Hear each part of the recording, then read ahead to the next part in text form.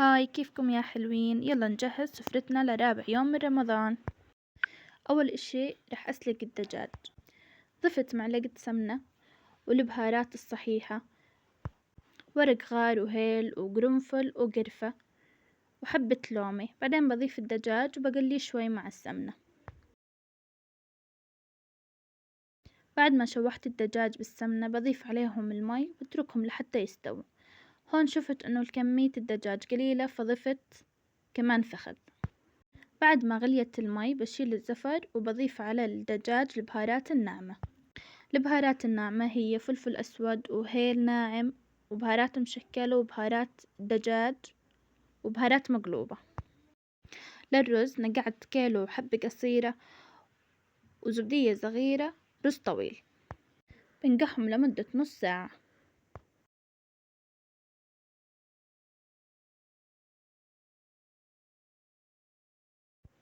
وهون رح أبلش أقشر البطاطا والباذنجان.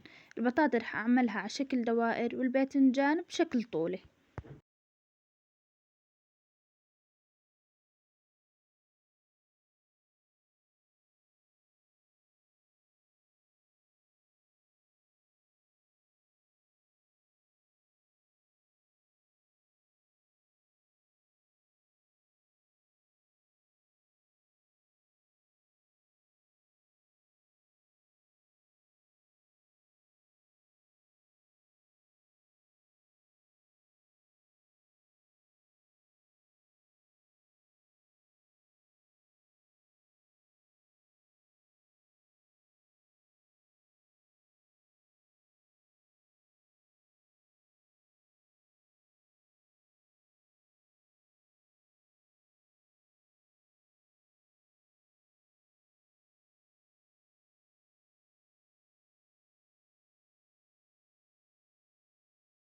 بعد ما أخلص تقشير الباذنجان رح أرش عليهم ملح لحتى يطلع السوائل اللي فيه.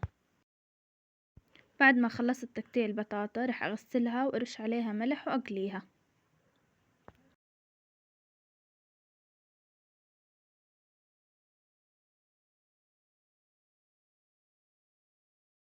هسه رح أبلش بالسلطات. أول سلطة رح تكون خيار بلبن. فرمت خيار فرم ناعم وحطيت عليها نعناع يابس وملح ولبن وسن ثوم صغير.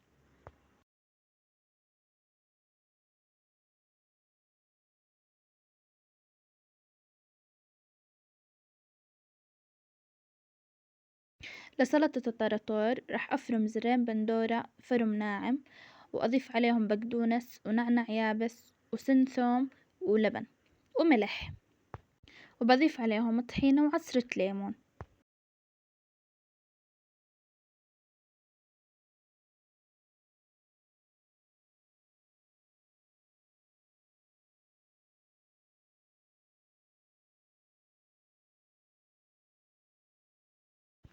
لسلطة الخضار رح أفرم خيار وأفرم خس وأفرم بندورة وبقدونس.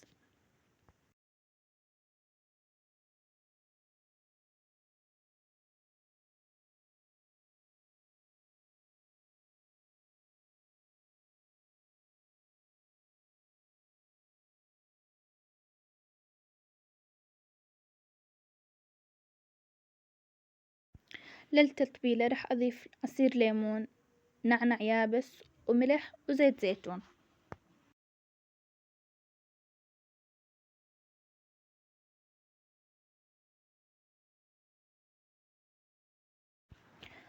بعد ما استوى الدجاج ونقعت الرز رح أبلش أطبق الطبخة. أول إشي رح أحط سمنة وزيت نباتي وأضيف الدجاج وأقليه شوي.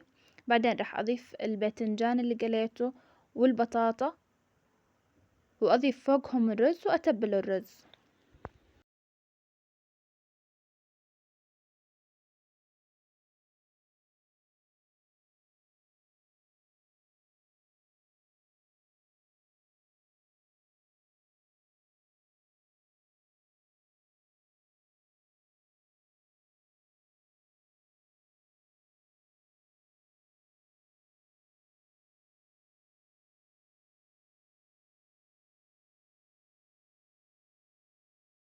أو نسيت شرائح الفليفلة الخضراء لأنه بتعطيها طعم وبتشهي.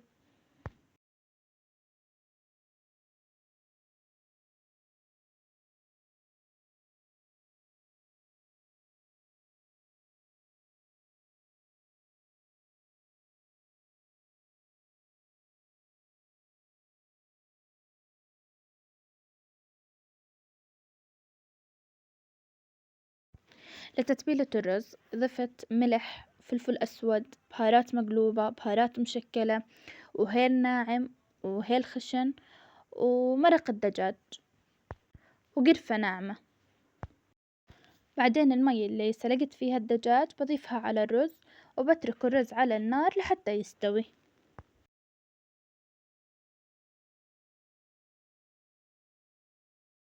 هون بدي أعمل شوربة الشعرية. ضفت السمنة، حطيت الشعرية، قليتها لحتى يصير لونها ذهبي. بضيف عليها مية مرقة الدجاج، وملح وفلفل،